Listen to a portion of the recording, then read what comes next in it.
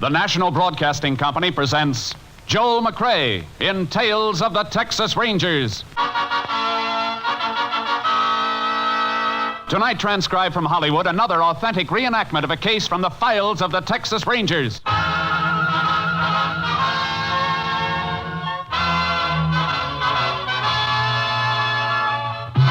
Tales of the Texas Rangers, starring Joel McCrea as Ranger Jace Pearson. Texas, more than 260,000 square miles, and 50 men who make up the most famous and oldest law enforcement body in North America.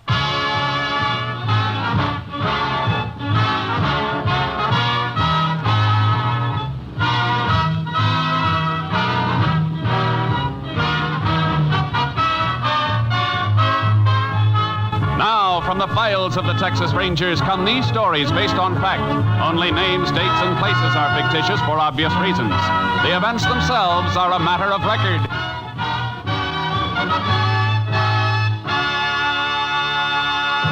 Case for tonight, Blind Justice.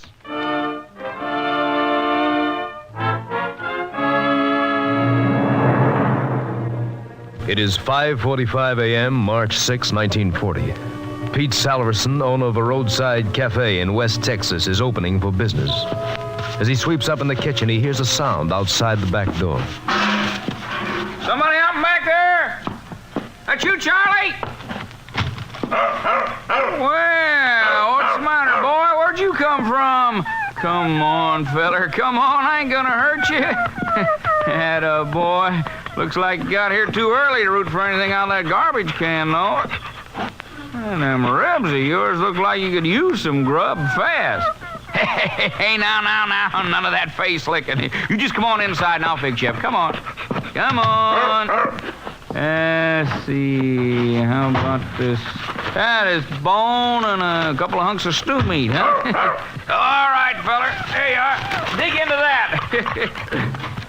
Oh, boy, you sure are beat up and hungry. What's this contraption you got strapped on you? Pete, you open yet? Oh, howdy, Sheriff. How's the coffee situation? Well, it ain't brewed yet, but I can fix you some up in a minute. Had an early customer here. Yeah, but he hasn't got any money. I'm a cash customer. Now, where'd you get him? Oh, he's rooting in the garbage cans out back. What you doing up and around so early? I just come back from Huntsville. Delivered a prisoner up there yesterday. Huh? Hey, that'd be a pretty good-looking dog if he was taken care of. Who owns him? I don't know. Never seen him before.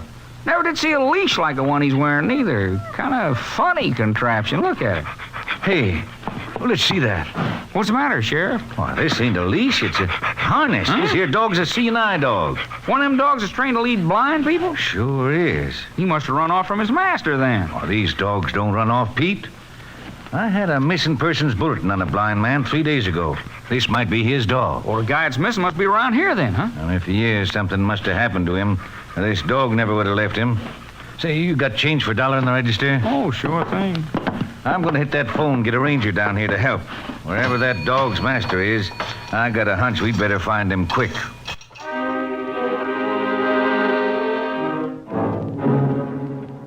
Less than 1 hour after the sheriff's appeal for help, Texas Ranger Jace Pearson joined him at Pete Salverson's roadside cafe.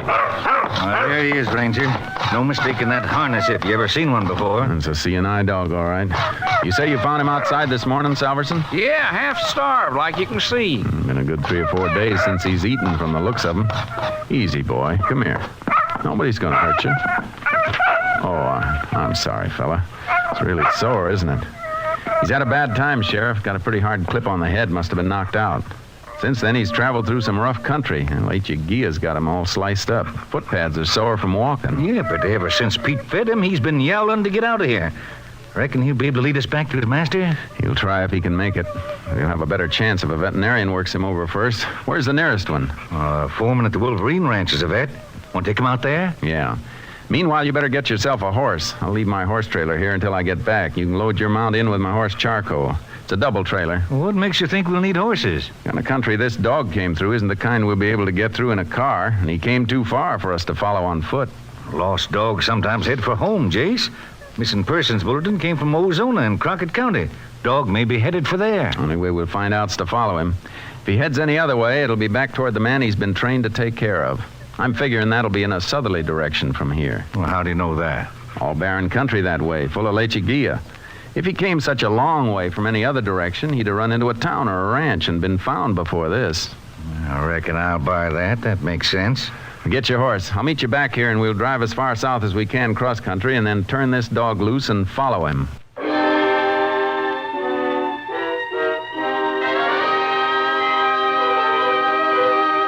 I got the dog patched up at the Wolverine Ranch, picked up the sheriff and his horse, and headed south into the Badlands. We switched from car to our horses and turned the dog loose. He circled around for a moment, got his bearings, and then, despite the soreness of his body, started into a limping run. He's heading south, all right, Jace. Must be going to his master. Beats me why he went all the way to Peach Place, though. He had to go someplace for help, but the only thought he gave to himself was just stopping long enough to be fed before he headed back here. How far do you reckon we'll have to go? Well, we came 14 miles by car before the dirt road petered out. He came a lot farther than that. Might have taken him a couple of days. Well, we'll have to stop him at night. If he keeps going that long, and time off. We better make sure we can catch him before dark so he don't get away from us altogether. Chances are he'll wait for us. After all, we're the help he came after. If he doesn't, we'll be able to follow him anyhow. In the dark? Yeah. I treated his collar with some phosphorus paint. Hey, whatever made you think of that? Trick my father taught me a long time ago. He had an old hound dog, great hunter. Got a throat injury and couldn't sound off. Glowing collar made up for it. Well, like they say, we live and learn. Hey, look. Look where the dog's cutting, up in the foothills. Yeah. That's Ambush Canyon that way, isn't it? Sure is. Say, no wonder that dog's so beat up. I wouldn't tackle this country in an army tank if I didn't have to. I wonder if that blind fellow'll be alive when we find him. I don't think so, Sheriff. If he was alive, I don't think the dog would ever have left him. Come on, Sharky.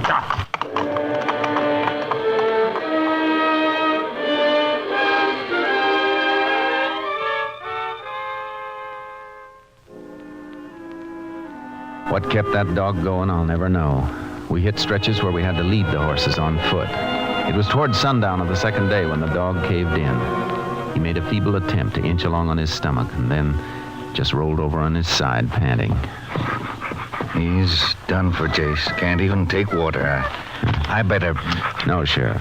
Put your gun away. But, Jace, he couldn't move another inch if he wanted to. I'll carry him with me on charcoal. Man'd be mighty lucky if he could find a human being that'd go this far for him.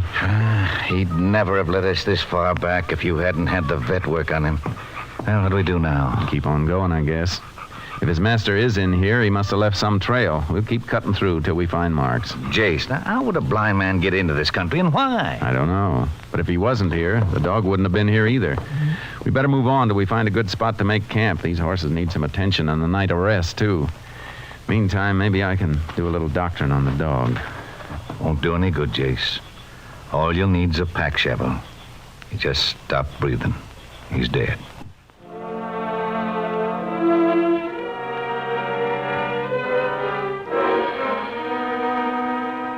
The next morning, we started trail cutting, working steadily to the south, toward the international border, the Rio Grande. Yeah, the country's getting a mite better now, Jace, but we're only about a half a mile from the river. If anybody else had been in here recently, we'd have seen some sign of a trail. Nobody could come through here without leaving some kind of tracks. That dog didn't head this way for nothing, Sheriff. He must have... Hey, hold it a second. Huh? What is it? Look at this. Dog hair caught in this thorn brush. Well, Must have been a few days ago when the dog headed out. Look at the color.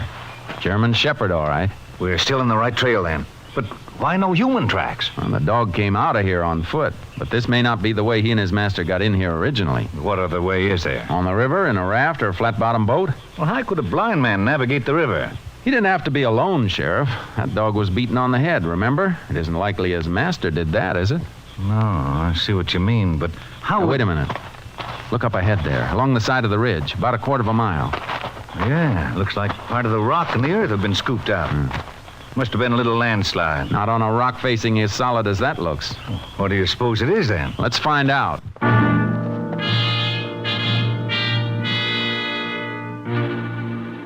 It took us more than an hour to reach the base of the ridge and find the answer. It wasn't a landslide. There were a couple of dynamite caps on the ground. The fresh earth had been blown out.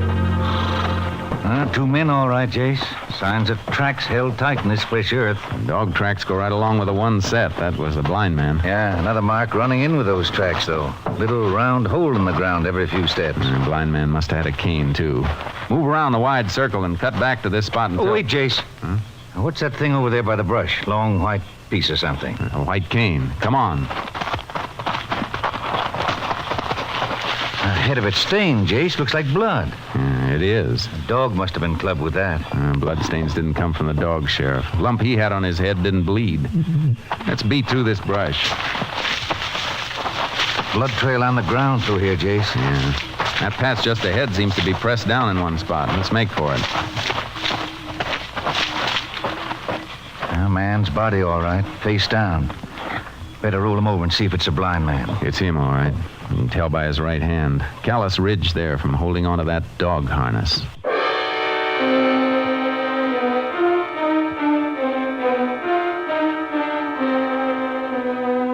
I took the white cane and the dynamite caps and rode along the shore of the river to the nearest town. Called Austin to fly a lab man down and arrange for a boat to pick up the sheriff and the body. I was in the local constable's office 24 hours later when the body was brought into town. Well, body's over at the undertaker, Jace. Good. Constable told me you were in here looking over a report from your lab man. Yeah. No lead on the dynamite caps, but we learned plenty from the cane. 2 sets of prints, one unidentified. Must have been the blind man's. Now, what about the other set? Man who left the other set had a criminal record. Name was James Waterman. Got out of Huntsville 6 years ago. Waterman? Say, I remember that name. You ought to remember it. He pulled 10 years for armed robbery. $40,000 payroll stick-up back in 24. Money never was recovered. I wonder why he killed that blind man. And why was he blasting in the face of that rock ridge? Something we'll ask him when we get him. Oh, was the lab man at the funeral home when you brought the body in? Yeah, he's going over it now. Want to get some grub while you're waiting for him to finish? Yeah. You take prints off the body to compare with the ones he lifted from the cane. He'll have identification established by the time we get through. Good. Let's go. I'll be glad to eat something I haven't had to cook myself. You know, funny thing, we started off so fast after that dog turned up the other day, I never did check that missing persons bulletin for the blind man's name. His name was Joseph Wilson. Lived in a rooming house in Ozona, operated a newsstand. Landlady reported him missing when she didn't see him or the dog for 2 days. Now, there's a cafe across the street. Good.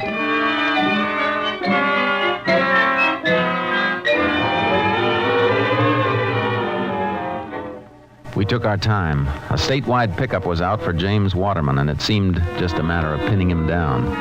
But when we got finished and walked over to the funeral home, the case wasn't so simple. Our lab man, Marty Ferris, was just finishing a phone conversation. No, I said there's no doubt about it. Yeah, check on it. Pearson just walked in. I'll tell him. Right, bye. Howdy, Jace. Howdy, Marty. Marty Ferris, Sheriff Ritchie. Now, we met when the sheriff came in with the body. And, Jace, we got trouble. This thing is blown wide open. Why? What's the matter? That's the prints. And take a look at them. Now, here's a copy of the unidentified set I sent on to Austin. The man who made them has no record. Well, why should he have a record? Aren't they the blind man's prints? No, they aren't, Jace. The prints on the body match the known prints pulled from the cane. The dead man is James Waterman. What? That's it, Sheriff. Here, look at the prints. See for yourself. Marty, could you have made a mistake? No, Jace. I just checked with Austin on the phone by classification number. Waterman must have been blinded sometime after he left Huntsville. He took the name of Wilson as an alias. Now all we've got's a set of unidentified prints that might match anybody in the state. Sheriff, our killer isn't going to be easy to find.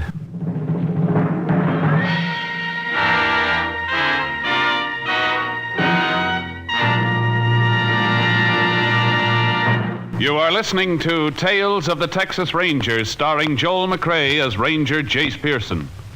We continue now with tonight's case, Blind Justice, an authentic story from the files of the Texas Rangers.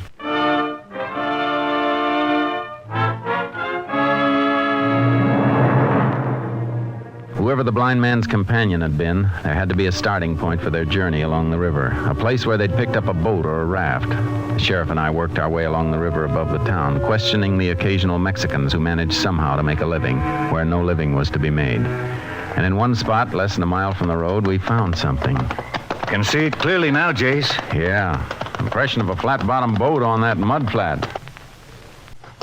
Had to be dragged quite a ways to the water. Not many days ago either. Oh boy.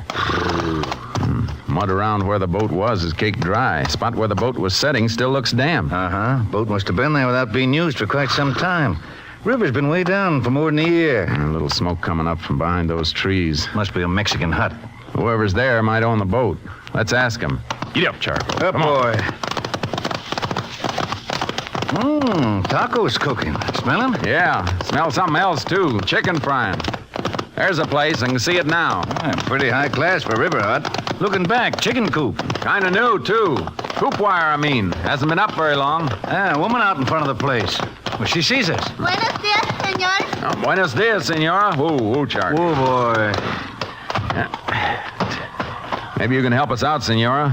We'd like some information about a boat that was out on that mud flat until a few days ago. I never see a boat there, señor. You never saw one there. What made that impression in the mud, then?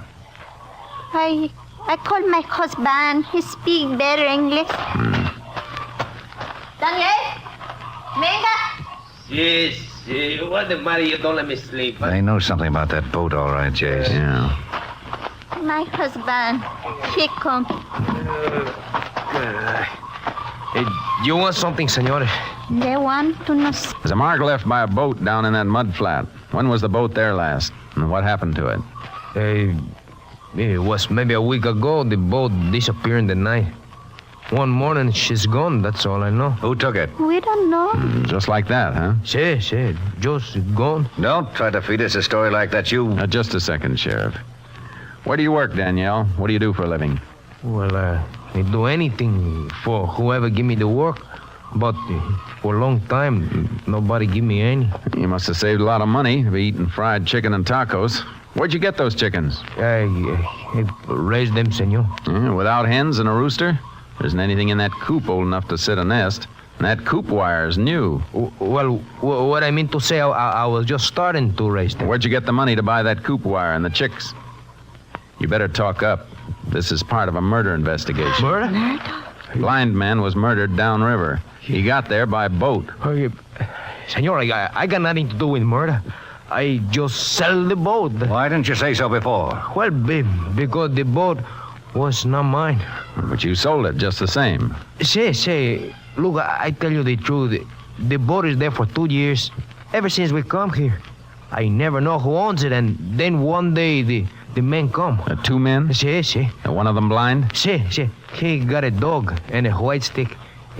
The other man with him, he said to me, I give you $50 for the boat. Well, I don't say that the boat is mine. I just let him give me $50.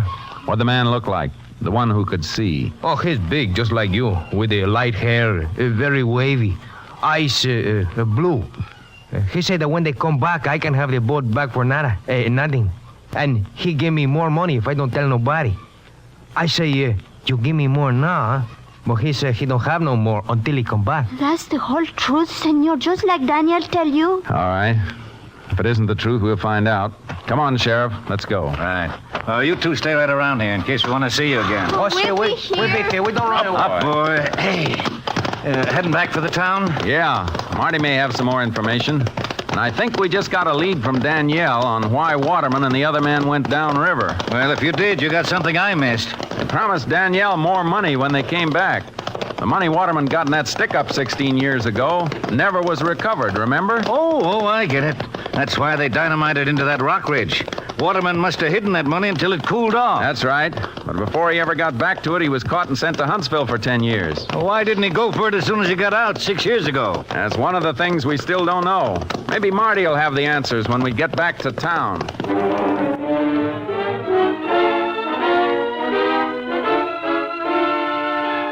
Marty had the answers, all right. Reports from Austin that had come in while we were on the river.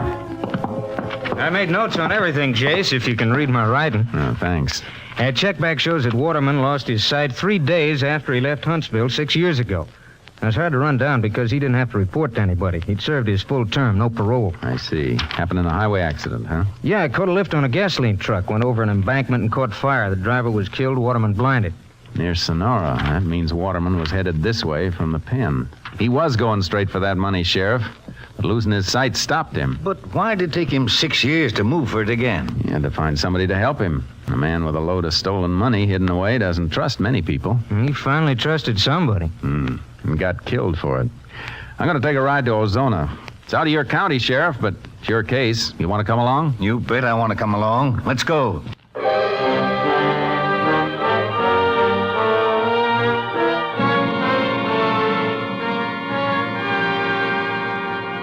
In Ozona, we went to the rooming house where Waterman had lived under the name of Joseph Wilson. The landlady showed us to his room. It hadn't been rented to anybody else, and his things were still there. A few books in Braille, clothing, an extra harness for the dog. Everything is just like he left it, just like it was when the police come after I called them. I haven't touched a thing. No money, nothing valuable was left here, only what you see. It's all right, ma'am. Don't be upset. Nobody accused you of taking anything. I just want you to know there wasn't nothing to take. He never had nothing. Always a couple of weeks behind in his rent. Not that I minded. I had nothing but sympathy for the poor man. Even fed his dog for him, or it never would have been fed. Look, something you just said's important to me. Now, if he owes you money, there's nobody to pay it, so you're just going to lose it. The truth can't hurt you one way or the other. Did he really owe you rent money? Yes. Why else would I say it? Every once in a while he'd catch up. He'd got some kind of benefit checks from someplace once in a while. What's your angle there, Jay? I'm just figuring, Sheriff. Daniel got $50 for that boat he sold. There must have been more expenses getting from here down there. Somebody had to finance it. His traveling companion, whoever it was. Yeah. It's a cinch it was somebody Waterman met and got to know right here in Ozona. Ma'am, did Mr. Mr. Wilson have any visitors here? Any friends? Well, I never saw a soul. There was some fellow called him a few times, though, and he was homesick and couldn't work at the newsstand. You know who it was? No, he never gave me his name. Mr. Wilson just said it was somebody he knew from the stand. The same fellow each time? As far as I could tell from the voice. I see. Thanks. Come on, Sheriff. Was that all you want here? Yeah, thanks.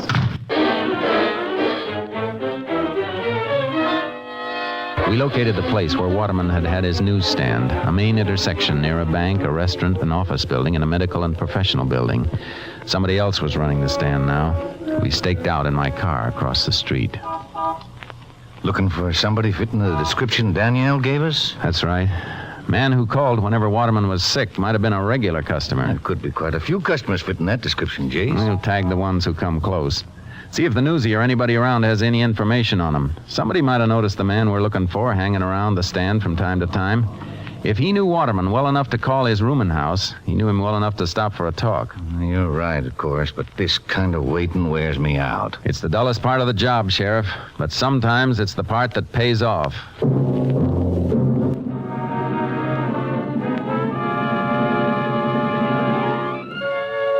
For 2 days, we watched the corner. Occasionally, we followed a man who fitted the description supplied by Danielle. But each time we checked, the subject turned out to be somebody who hadn't been out of town.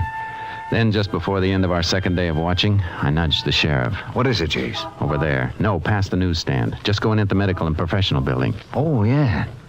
He looks like he might be the boy, all right. His hair is really light and curly, which most of the others haven't been. Let's see where he went.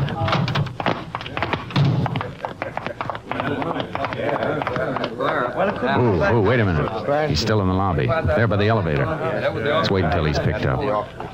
There's the elevator now. There it goes. He's the only passenger. Come on. Watch the floor marker. See where the elevator stops. 3rd floor, Jace. Let's take a look at the building directory on the wall. 3rd floor, 2 doctors, a dentist, an attorney, and a chiropodist. Go up to that floor. Try them all. You want me to grab him? No. If you spot him in a waiting room, just sit down like you're waiting too. After he leaves, find out anything you can about him. I'll wait back in the car and tag him after he comes out. How do we get together again? After I find out where he lives, I'll come back and pick you up on the corner. I waited for the man with the light curly hair. He came out of the building in 20 minutes. I started my car away from the curb slowly, keeping him in sight. He turned the corner and got into a car of his own, drove to an apartment building. I noted the address and then went back and met the sheriff. I hope you didn't lose him, Jace. I think he's the one we want. Why? What'd you get? He was in to see a doctor. Had a dressing on his arm changed. Doc said he's a regular patient who's been away on vacation. Been out of town, huh? Yeah, but that isn't all. It's what he's being treated for that ought to make you sit up. Dog bite. Dog bite? I thought that shepherd might have gotten to the killer just once before he was knocked out. Let's go visit him. I know the apartment building he lives in. You get his name from the doc? J.B. Rowland works on the local newspaper. Reporter?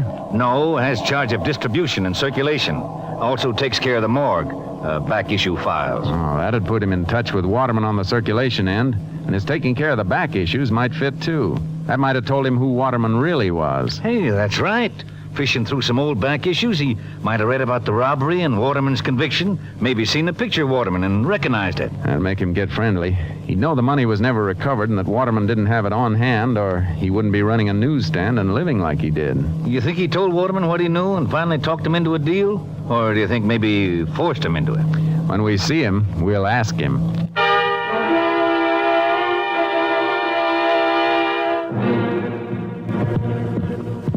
There's the door, Jace. Apartment 2B. You gonna knock? Yeah. Yeah? Who is it? Special delivery. Well, I'm not dressed. You better slip it under the door. You got a sign for it. Oh? Okay. Oh, have you got a pencil? All right, Roland. Open it all the way. I'll open it. I'll open your skull! Watch him, Jace. Stay away from that desk. You're not taking me! Give me that gun! My arm! Yeah. Same arm Waterman's dog chewed on, huh? I don't know what you're talking about. No, just the same you went right for a gun. Brand new gun at that. Like you were expecting you might have trouble. Come on, get up. Why'd you kill him? You want all the money instead of a split? Money. Money. Yeah, where's the money? What'd you do with it? What did I do with it? I worked on him for months until he trusted me. Then we went down to the river, but we couldn't find the place. Couldn't remember all the landmarks. He couldn't see, and after 16 years, he couldn't remember. He couldn't remember. I went crazy. I planned on it so much, I went crazy, that's all. If I had the money, I could have gotten away. Without the money, I had to come back here so they wouldn't be looking for me. All right, Roland. Go get some clothes on. Looks like that 40,000 is really gone for keeps, Jace. Yeah, buried in a rock ridge somewhere near the Rio Grande. That's money that never bought anybody anything. I feel sorry for that dog, Jace, breaking his heart and dying like he did. Funny thing about a dog never passes judgment. He just sticks right to the finish, whether you're good or bad, worth it or not. I'll help Roland get a jacket on. Then we can take him in.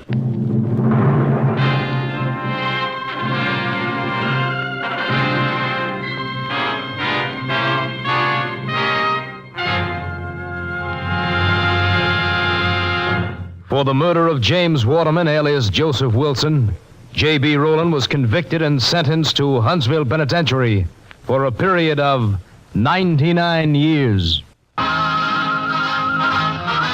Next week, Joel McCrea in another authentic reenactment of a case from the files of the Texas Rangers.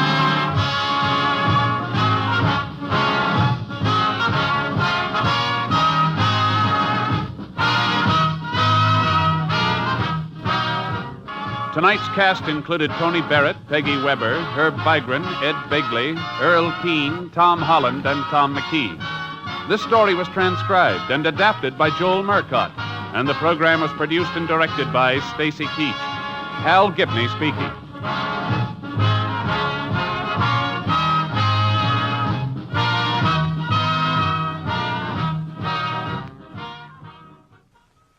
Three chimes mean good times on NBC.